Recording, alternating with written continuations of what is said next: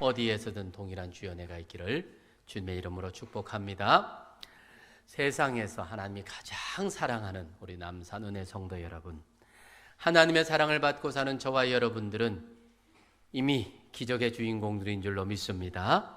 믿음과 기도로 넘지 못할 산은 없습니다. 오늘도 믿음으로 드리는 예배 가운데 임하시는 하나님, 우리의 기도를 신실하게 들어주시는 좋으신 아버지, 함께하며 은혜의 역사가 저와 여러분의 모든 삶 가운데 늘 충만해서 하늘의 신령한 복과 땅의 기름진 복 넘치기를 주의 이름으로 축원합니다. 한 번씩 높은 곳에 밤에 올라가 보면, 우리 부산 같으면 저 황령산, 거기에 보면 부산 시내가 다 보이지요. 거기에 올라가 보면 부산 구석구석마다 십자가 불빛으로 넘쳐나는 것을 확인할 수가 있습니다. 그런 걸 보면 이 나라가 참 복받은 나라요 민족이다, 그런 생각을 갖게 됩니다. 기독교는 십자가의 종교입니다. 이 십자가를 통해서 구원받았고 이 십자가 정신으로 살아가는 것이 기독교인 성도의 삶입니다. 그런데 십자가 못지않게 아주 중요한 상징이 또 하나 있습니다. 바로 그것이 빈 무덤입니다. 기독교는 빈 무덤의 종교입니다. 달리 말하면 부활의 종교입니다. 세상에 위인들이 많지만 죽었다 다시 살아나는 사람은 없습니다. 그들은 자신의 삶의 영광을 무덤을 통해서 표현하지요. 영웅일수록 큰 무덤을 자랑합니다. 경주에 가보면 이 고분들이 많지요. 얼마나 큰지 구릉처럼 산처럼 만듭니다. 그 무덤의 크기가 곧 위엄이었습니다. 우리가 아는 피라미드는 무덤의 크기로 생전의 위용을 자랑하는 그런 상징물이기도 합니다. 그런데 세상에서는 5대 성인으로 그렇게 칭송하는 예수님, 우리 예수님은 빈 무덤을 남겼을 뿐입니다. 우리 기독교만큼은 무덤을 자랑하지 않습니다. 하나님의 아들이 이 땅에 오셔서 십자가에서 우리의 죄를 담당하시고 돌아가시고 무덤에 묻히십니다. 하지만 주님은 그렇게 무덤에 묻히심으로 끝난 것이 아니라 다시 부활, 즉 살아나셨습니다. 다시 살아나셨기 때문에 예수님을 묻었던 그 무덤은 빈 무덤일 수밖에 없는 것이지요. 부활절, 죽음을 이기시고 승리하신 부활하신 우리 주님을 기뻐하는 날입니다. 마귀와 죽음의 권세를 물리치신 우리 주 예수 그리스도를 송축하며 예배하는 날입니다. 절망을 이겨내고 모든 인류에게 구원의 희망을 주신 우리 하나님을 찬미하며 예배하는 날입니다. 오늘 본문에도 보니까 빈 무덤을 목격하는 제자들의 모습을 상세하게 기록을 하고 있습니다. 예수님의 시체가 없어졌다라는 것을 발견한 이 마리아, 그가 베드로와 또 제자들에게 달려가서 이 예수님의 무덤이 비어 있다는 사실을 알리게 됩니다. 그래서 그 소식을, 그 이야기를 듣고 제자들이 지금 무덤을 향해서 달려오고 있는 장면이 본문 3절과 4절에 기록이 되고 있죠. 3절과 4절 같이 읽읍시다. 베드로와 그 다른 제자가 나가서 무덤으로 갈새 둘이 같이 다름질하더니 그 다른 제자가 베드로보다 더 빨리 달려가서 먼저 무덤에 이르렀다. 둘이 달리기를 합니다. 누가 더 빠른지 보니까 요한이 더 빨랐던 것 같아요. 그래서 무덤에 도착을 합니다. 그리고는 비어있는 그 무덤을 본 거예요. 굽으려서 보았습니다. 마리아도 굽으려서 무덤 안을 들여다 보았지요. 이 유대의 무덤은 우리나라 무덤과는 좀 더 그 형식이 다릅니다. 우리는 어떻습니까?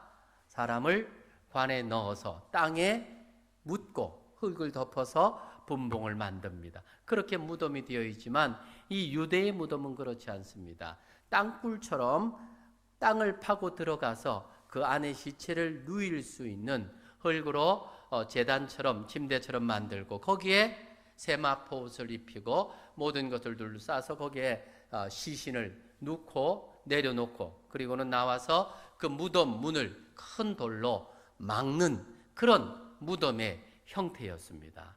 그렇기 때문에 이 돌이 굽으려져 없었기 때문에 거기를 구부려서 무덤 안을 들여다 보았다는 말이지요.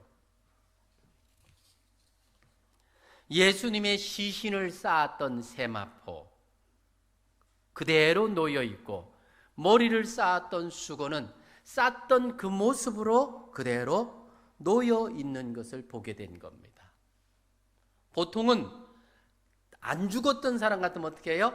살아나면 그걸 다 풀어가지고 헤쳐서 뭐 이렇게 켜놓든지 아니면 풀어놓은 상태로 그렇게 나갔겠지만 지금 보니까 어떻습니까? 시신만 거기에서 싹 없어지고 세마포 옷과 머리를 쌓았던 그 수건은 그대로 있었다는 겁니다. 그 장면을 거기에 달려온 제자들과 마리아가 목격을 한 겁니다. 그 장면을 보고 성경에 보니 18절에 보니까 그때에야 무덤에 먼저 갔던 그 다른 제자도 들어가서 보고 믿더라. 보고 믿더라는 것이 무슨 말입니까? 시신이 없어졌다라고 하는 사실을 확인했다는 겁니다. 그런데 참 이상한 모습을 보고 갔다라는 겁니다. 고린도전서 15장에도 보면 예수님의 이 부활 장면이 기록이 되고 있는데요. 예수님이 묻히신 무덤 앞을 막고 있던 돌이 굴려 옮겨져 있습니다. 여인들은 어찌 된 일인지 몰라서 근심하며 그곳에 갔을 때 두 천사가 나타나지요. 어찌하여 산 자를 죽은 자 가운데서 찾느냐? 여기 계시지 않고 살아나셨느니라 하는 말씀을 전해 들은 겁니다. 바로 그 빈 무덤이야말로 지금 우리에게 그대로 남아 있습니다. 그 빈 무덤이야말로 정말 주님께서 부활하셨다라는 분명한 증거가 되는 것입니다. 주님이 부활하심으로 주님을 묻었던 그 무덤이 빈 무덤이 된 것을 확인했다라는 겁니다. 더 이상 예수님을 무덤에서 찾을 수가 없습니다. 주님은 이미 돌아가시기 전에 예언한 대로 3일 만에 부활하셨습니다. 부활의 주님을 목격한 허다한 증인들이 성경은 기록하고 있습니다. 고린도전서 15장 5절로 9절의 내용이 그 내용이지요. 부활하신 주님께서는 각기 다른 장소에서 여러 장소에서 다양한 사람들에게 나타났는데 1000명 이상이나 되는 사람들이 예수님이 부활하신 것을 목격했습니다. 한 번씩 길을 가다가 교통사고 목격자를 찾는 프랭카드를 보는 경우들이 있습니다. 몇 날, 며칠, 몇 시경 여기에서 교통사고가 난 것을 목격한 사람이 있으면 이리로 전화를 해주시면 나중에 후사를 하겠습니다 하는 그런 플랜카드지요. 그 상황을 직접 본 사람, 목격자 한 사람만 있어도 이 사고에 대한 증거가 되는 것입니다. 그런데 예수님께서 부활하신 것에 대한 목격자는 한두 명이 아닙니다. 부활 이후에 약 1000명 이상의 사람들이 예수님의 부활을 직접 눈으로 목격을 하고 어떤 이는 손으로 만져보기까지 합니다. 고린도전서 15장 5절로 9절의 내용입니다. 게바에게 보이시고 후에 12 제자에게와 그 후에 500여 형제에게 일시에 보이셨나니 그 중에 지금까지 대다수는 살아있고 어떤 사람은 잠들었으며 그 후에 야고보에게 보이셨으며 그 후에 모든 사도에게와 또 맨 나중에 만삭되지 못하여 난 자 같은 내게도 보이셨느니라. 5절에 보니 베드로에게 보였습니다. 또 12 제자들에게 나타났습니다. 6절에 보니까 500여 형제들에게 일시에 볼 수 있도록 나타나셨습니다. 그 500여 형제 중에는 사도 바울이 지금 이 고린도전서를 쓰고 있는 그때에 다수가 살아 있었다, 그렇게 증언합니다. 나중에 바울 자신도 친히 부활하신 그리스도를 목격했던 겁니다. 이들이 부활하신 주님을 목격한 이 증거는 도무지 부인할래야 할 수가 없습니다. 어떤 사람들은 한꺼번에 모두가 환상이나 환영을 보았다, 그렇게 부활을 부인하려고 합니다. 모두가 동시에 똑같은 심리가 될 수 없을 뿐더러 똑같이 동일한 환상을 일시에 500여 명이 본다는 것은 불가능합니다. 그렇기 때문에 부활을 증거하는 것보다 부활하지 않았다라고 하는 것을 증거하는 것이 사실은 더 어렵습니다. 그러므로 예수 그리스도의 부활은 이미 수많은 증인들에 의해서 확인이 되는 역사적 사건입니다. 뿐만 아니라 하나 더, 이 부활을 확인한 많은 증인들의 삶의 변화를 통해서 부활을 확인할 수가 있습니다. 먼저 사도 바울을 보세요. 부활의 증거로 그는 자신의 삶의 변화를 들고 있습니다. 먼저 9절에 보니까 나는 사도 중에 가장 작은 자라. 나는 하나님의 교회를 박해하였으므로 사도라 칭함받기를 감당하지 못할 자이니라. 그렇게 고백합니다. 본디 이 바울은 우리가 아는 것처럼 사울이라 하는 이름을 가진 사람이었습니다. 그는 구약 성경을 신봉하던 유대인 중에 유대인이지요.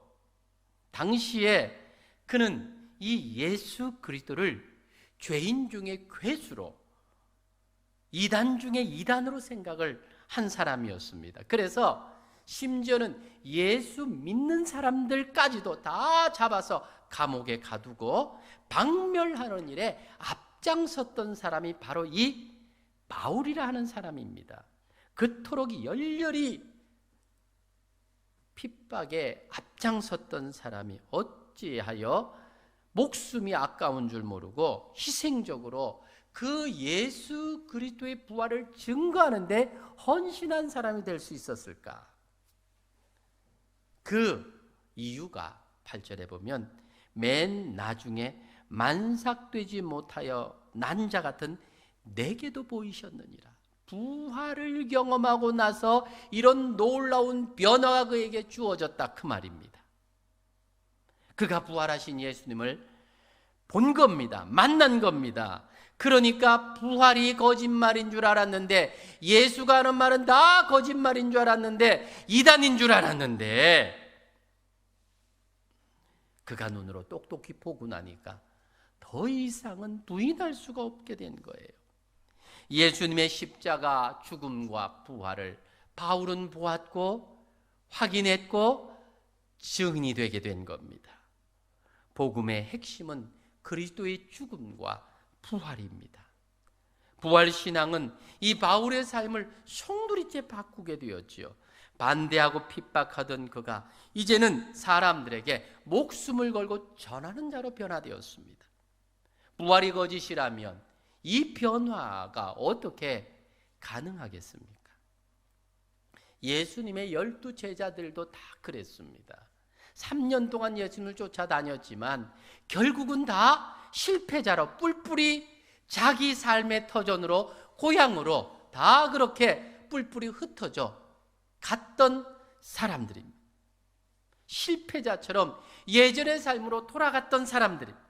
그런데 부활하신 주님을 경험하고 나서 어떻게 합니까? 그들의 삶이 180도로 바뀝니다. 12명의 모든 제자들이 다 복음 증거하는 자로 세워졌고, 나중에는 모두 복음 증거하다 순교하는 순교자가 된 것을 우리는 역사를 통해서 확인할 수가 있습니다. 지금 우리 주변에도 부활의 주님을 만나고 변화된 사람이 얼마나 많습니까? 그 증거가 다른 사람이 아니라 바로 저와 여러분들이라는 사실입니다. 우리가 부활을 믿지 않는다면 어떻게 지금 이 자리에 여기 앉아 있을 수 있겠습니까? 이 좋은 날, 아침에는 좀 추웠지만 지금 온도가 19도, 20도에 화창한 봄날입니다. 놀러 가면요, 어디를 가도 정말 행복할 수 있는 그 시간에 칙칙한 이 지하에 예배자로 나와 있는 여러분들, 이게 변화되지 않고는 있을 수 없는 일이에요. 그렇지 않아요? 만약에 주님의 부활이 없다면 우리의 믿음은 헛것입니다. 성경이 그렇게 말하고 있습니다. 우리는 세상 사람들 가운데 가장 불쌍한 자로 나타나게 될 것이라고 성경은 말합니다. 정말 주님의 부활이 없다면, 이 부활의 주님이 거짓이라면, 우리가 믿는 그 부활이 가짜라면 우리는 세상 가운데 가장 불쌍한 자고 가장 어리석은 자고 가장 잘 못 사는 사람들입니다. 그런데 이 부활이 사실이기에 우리만큼 복된 자가 없는 줄로 믿습니다. 부활의 소망을 가지고 믿음으로 굳게 서는 저와 여러분 되기를 주의 이름으로 축원합니다. 이 부활의 사건은요, 세계 역사 속에서도 정말 유례가 없는 사건입니다. 있을 수 없는 사건이지요. 다른 건 다 인정이 되지만 사람이 죽었다 살아나는 이 사건은 믿을 수 없는 사건입니다. 그런데 그 사건이 그저 있을 수 있을까 의심할 만한 그 사건이 주님의 부활의 사건으로 현실로, 사실로, 팩트로 우리 앞에 있고, 그 팩트를 믿는 우리가 이 부활의 수혜자가 되었다는 사실입니다.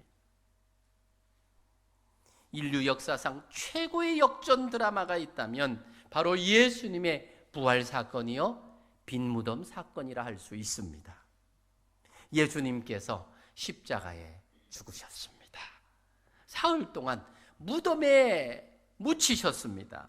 이 사흘 동안 예수님은 실패한 사람이다, 패배한 사람이다, 예루살렘으로부터 시작해서 온 이스라엘 전역 갈릴리까지 이 소식이 번져갔습니다. 그러나 첫 부활의 아침, 빈 무덤을 발견한 부활하신 주님을 만난 여인들과 제자들의 입을 통해서 예수님께서 죽음을 물리치셨다, 우리 예수님께서 사탄을 KO시키시고 역전승하셨다는 온 소식이 다시 지구촌에 번져갑니다.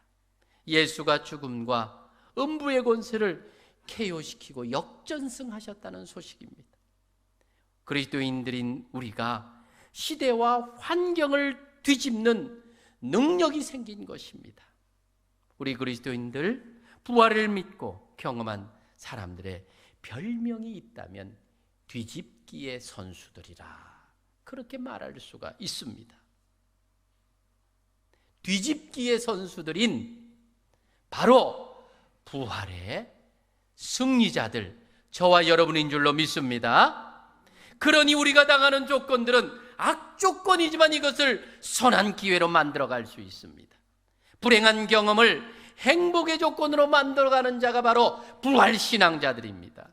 실패에 파묻혀 살지 아니하고 승리를 만들어가는 자가 부활의 신앙인들입니다. 병들고 쓰러질 수 있지만 다시 벌떡 일어나서 건강한 삶을 살 수 있는 것이 바로 부활의 신앙자들입니다. 사랑하는 여러분, 지금 이 시간 우리를 쓰러뜨리게 만드는, 낙심케 만드는 기쁨과 행복을 빼앗아가는 것이 무엇입니까? 한 번의 실패가 영원한 실패인 양 웅크리고 계시지는 않으십니까? 왜 낙심합니까? 왜 절망합니까? 오늘 부활하신 예수 그리스도를 만나심으로 우리의 불행이 행복으로 뒤집히는 역전의 사건, 이 놀라운 일이 저와 여러분 가운데 임하기를 주의 이름으로 축원합니다. 불가능한 환경이 이적과 기사와 표적으로 나타나기를 바랍니다. 지옥의 권세가 사라지고 천국의 복이 여러분과 여러분의 삶, 가정 가운데 임하기를 주의 이름으로 축원합니다. 죽음의 권세가 물러가고 부활의 능력이 저와 여러분의 삶 가운데, 여러분의 가정 가운데 일어나기를 주의 이름으로 축원합니다. 고 김환란 박사는 그런 유언을 합니다. 내가 죽거들랑 슬픈 장송곡을 부르지 말아라. 천국에 들어가는 승리의 행진곡을 불러달라. 할렐루야. 저와 여러분의 유언이자 고백이 되어질 줄로 믿습니다. 여러분, 제가 죽으면 슬픈 장송곡을 부르지 마시고 부활의 승리의 노래를 불러주시기를 바랍니다. 제가 죽으면 아마 여러분들은 연예인들을 많이 볼 거예요. 아마 아들을 보기 위해서 인사하러 오는 연예인들이 많이 있지 않겠습니까? 그 사람들이 모인 그 자리에서 부활의 노래를 불러주시기를 주의 이름으로 부탁합니다. 이 젊은 사람이 내가 먼저 죽을 낀데 그러신 분도 계시면 죄송합니다. 누가 먼저 갈지 모릅니다. 하지만 우리의 입술에서, 우리의 고백 속에서 나타날 수 있는 놀라운 유언이 있다면, 부활의 소망이 있는 우리들은, 천국의 소망이 있는 우리들은 죽음의 끝이 아니기에 더 이상 슬퍼하는 것이 아니라 승리의 노래를 부를 수 있는 자인 줄로 믿습니다. 이것이 부활신앙입니다. 좀 더 본문으로 들어가 보면 이 부활신앙을 더 확증할 수가 있습니다. 본문 14절, 빈 무덤을 향해서 울고 있는 한 여인 마리아를 봅니다. 그런데 그 등 뒤에 누가 계십니까? 부활하신 예수님께서 서 계셔요. 그 주님께서 마리아를 향하여 16절에 보니까 뭐라고? 예수께서 마리아야 부릅니다. 우리의 삶의 환경을 보고 울고 있는 이 시간, 우리의 등 뒤에서 부활하신 주님께서 저와 여러분의 이름을 부르고 계신다는 사실을 믿으시기를 바랍니다.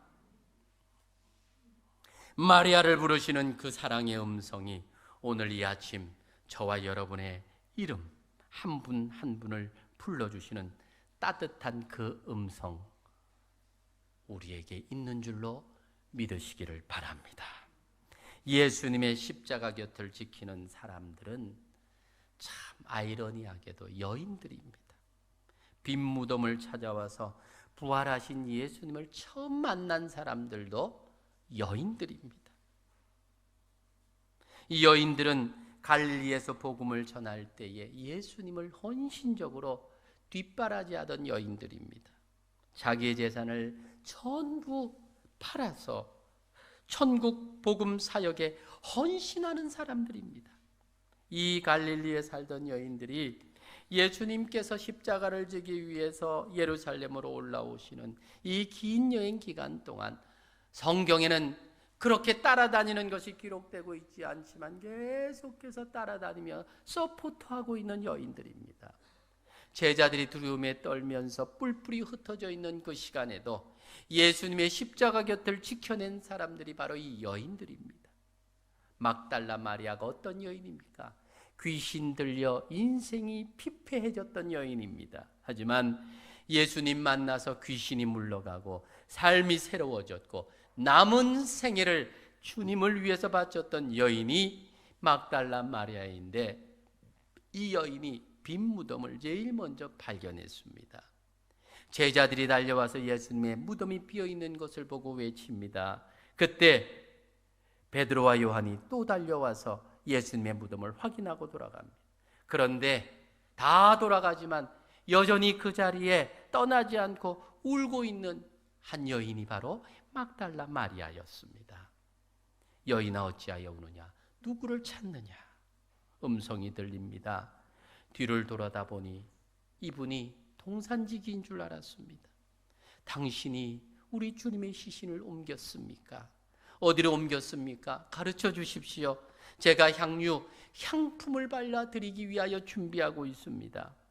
그때에 부활하신 주님께서 마리아를 향하여 마리아야 부르신 거예요. 예수님이 마리아 이름을 부르는 순간 마리아의 눈이 활짝 열립니다. 서신 그분이 부활하신 주님이라는 것을 발견하게 됩니다. 이때 예수님께서 내가 아직 아버지께로 가지 않았으니까 네가 나를 붙잡을 수 없다. 만질 수 없느니라. 내가 이제 이 몸으로 나의 아버지 곧 너희 아버지, 나의 하나님 곧 너희 하나님께로 돌아갈 것이다. 말씀에 얼마나 감격적이었겠습니까? 그 길로 막달라 마리아는 숨어있는 제자들을 찾아가서 구석구석 외치고 다닙니다. 우리 예수님께서 다시 살아나셨습니다. 주님께서 부활하셨습니다. 약속대로 살아나셨습니다. 그 빈 무덤은 시체를 훔쳐간 것이 아니라 예수님이 살아났기 때문에 빈 무덤이 되었습니다. 이 막달라 마리아의 외침과 함께 기독교는 죽음의 공동체에서 부활의 공동체로 바뀌어지게 된 것입니다. 절망의 공동체에서 인류 역사의 희망을 선포하는 새 희망의 공동체로 바뀌어진 것입니다. 사랑하는 여러분, 혹 울다가 부활하신 주님을 만난 적이 있습니까? 아무도 여러분의 손을 붙들어 주지 않을 그때 찾아와서 여러분의 손을 만져주시고 붙들어 주시고 안아주시는 그 부활의 주님을 경험해 보신 적이 있으십니까? 이 감격이, 이 경험이 저와 여러분에게 있기를 주의 이름으로 축원합니다. 그래야 변하는 거예요. 그래야 다른 삶이 되는 거예요. 아, 부활했다 하니까 부활했는갑다 하면 좋고 안 해도 상관없고가 아니라 이 부활의 주님을 마리아처럼 체험해야 바뀌는 삶이 되는 거예요. 이 부활의 주님을 사울처럼 경험해야 바울이 되는 겁니다. 이 부활의 주님이 경험되어진 부활신앙자로 서기를 주의 이름으로 축원합니다. 그런데 부활하신 이 주님께서 변함없이 믿음으로 따라오는 이 막달라 마리아에게 나타난 건 좀 이해가 되지요. 그런데 내가 예수님이라면, 부활하신 예수님이라면 뿔뿔이 흩어진 제자들, 예수님을 배신한 제자들, 그들에 대해서는 뭐라고 말할 것 같아요? 마리아야, 너만 알고 있어라. 그 못된 배신자들에게는 내가 부활한 거 절대 말해주지 말아라. 괘씸해서 안 되겠다. 그럴 만도 한데 예수님께서는 이 막달라 마리아에게 뭐라고 말합니까? 빨리 가서 제자들에게 말하고 내가 갈릴리로 가서 그들을 만나겠다고 전해라. 속히 그 소식을 전하라. 그리 말합니다. 예수님 친히 못난 제자들을 찾아오셨습니다. 이미 모든 잘못을 용서하시고 우리 주님이 찾아오신 겁니다. 그리고는 다시 내가 너희에게 전한 복음을 들고 땅 끝까지 나가자. 다시 그 제자들을 일으켜 세워주신 겁니다. 오늘 본문이 20장인데요. 다음 장에 가서 보면 예수님을 3번씩이나 모른다고 심지어는 저주까지 했던 베드로를 찾아가서 갈릴리 바다에서 만나주는 장면이 나옵니다. 3번씩이나 모른다고 부인했던 이 베드로에게 예수님은 다시 그 사랑을 확인시킵니다. 네가 정말 나를 사랑하느냐? 정말이냐? 진짜 나를 사랑하느냐? 3번 물을 때에 베드로가 내가 주님 사랑합니다. 진짜 사랑합니다. 마지막 3번째 물을 때는 근심함으로 대답하기를 주여 내가 주님 사랑하는 줄 주께서 아시나이다. 주님 사랑을 다시 확인하고 난 다음에 그 배신했던 베드로에게 초대 교회를 맡기지 않습니까? 빈 무덤의 신앙, 즉 부활의 신앙은 지금까지 경험해 보지 못했던 축복의 새 역사가 시작되는 것입니다. 오늘 부활의 주님을 만나면 지금까지 경험해 보지 못하는 사랑의 새 역사가 시작이 되는 것입니다. 모든 것이 절망적이고 포기하고 낙심할 수밖에 없는 그 상황이 희망의 상황으로 바뀌어지게 되는 것입니다. 구원의 새 역사가 시작되고 펼쳐지게 되는 것입니다. 사랑하는 여러분, 우리 주님 부활하셨습니다. 주님이 부활하심으로 이제는 시간과 공간을 초월한 어디든지 언제든지 우리를 만날 수 있는 바로 그러한 상태가 된 것을 우리는 부활신앙의 열매인 것을 알게 됩니다. 주님께서 부활하셨기 때문에 지금도 우리와 동행할 수 있게 된 겁니다. 주님께서 길이요 진리요 생명 되시며 부활의 첫 열매가 되셨습니다. 첫 열매라고 하는 것은 어떤 의미냐 하면 다음에 달릴 열매가 어떤 열매인지를 충분히 예측하게 하는 바로 그 사건이지요. 주님께서 부활의 첫 열매가 되셨는데 우리도 주님처럼 부활하게 됩니다. 어떤 모습입니까? 주님이 부활하셔서 육체와 영혼이 결합하여 새로운 몸을 입게 되셨습니다.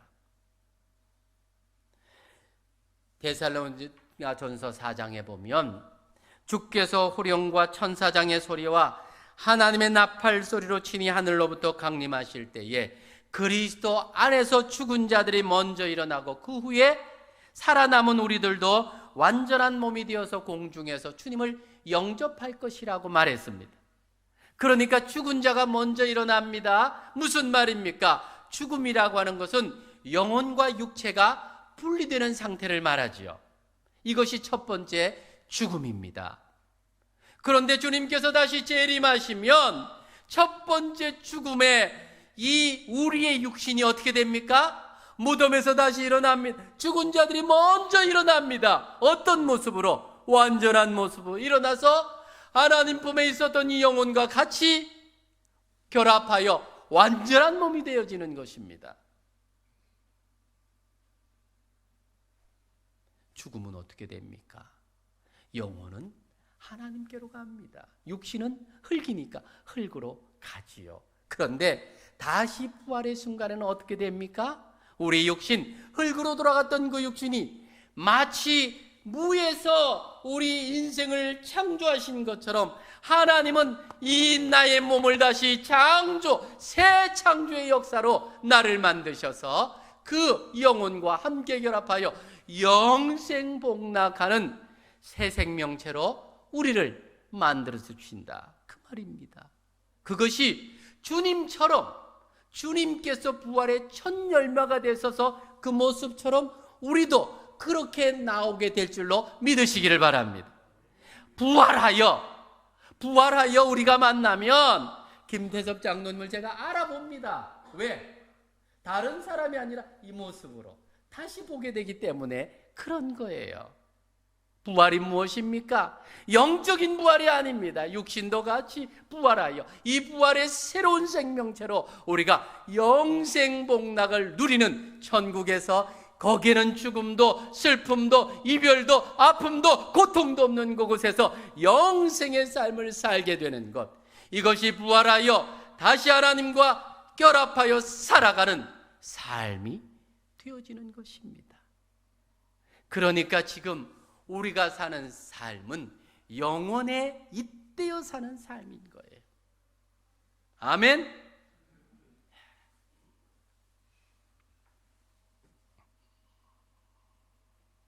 성형 수술한 사람은 어떻게 될까? 몰라요. 바뀐 모습으로 나올지 이전 모습으로 나올지. 하지만 분명한 것은 가장 아름다운 모습으로 변화되어 그 육신과 영혼이 함께하여 영생복락을 누릴 새 부활의 영광체로 바뀌어진다라는 사실입니다. 부활의 주님을 만나는 순간 흔들리지 않는 구원의 확신이 있습니다. 이 세상의 절망적인 상황은 희망으로 바뀌어지게 되는 것입니다. 모든 사람들이 안 된다, 죽게 생겼다, 망하게 생겼다고 할 때에 이 부활신앙을 가진 성도들은 될 수 있다. 우리 주 그리스도 예수 안에서 내게 능력 주시는 자 안에서 모든 것을 할 수 있다. 그렇게 고백하며 희망을 붙드는 자들이 부활신앙자들입니다. 이 땅에 살면서 좀 힘들고 어려워도 이것이 끝이 아님을 알기 때문에 절망하지 않습니다. 새로운 소망을 갖습니다. 이 땅에 사는 삶 길어야 70이요 강건해도 80이라 그 연수의 자랑 수고와 슬픔뿐인데 좀 가지고 있다고 누린다고 그게 전부입니까? 없다고 좀 못 먹는다고 그게 전부입니까? 잘 살든 못 살든 인생 지나가면 잠시 아닙니까? 우리 인생이 그렇습니다. 60평생 살아 잠깐 돌아보니 눈 깜짝할 새 여기까지 왔습니다. 우리의 남은 세월 얼마나 될까요? 100세가 살든 200세를 살든 그것도요 살아보면 지나보면 잠깐이지 않습니까? 우리 잠깐 동안 인생 이 땅에 살면서 이 부활의 신앙을 가지고 영생의 복락을 누리며 살 그 땅을 생각하며 사는 것 바로 그게 부활신앙 아닙니까? 그러니 우리가 세상 가운데 기죽을 필요가 있습니까? 이 부활신앙 가지고 부활의 영광과 주님과 함께 부활의 영광을 누릴 그날을 소망 삼고 살아가는 저와 여러분, 사랑, 이 놀라운 은혜 가운데 거하는 저와 여러분, 그가 바로 부활신앙자입니다. 이 부활이, 이 부활의 소망이, 이 부활의 실체가 저와 여러분 안에 경험되어지기를 주의 이름으로 축원합니다.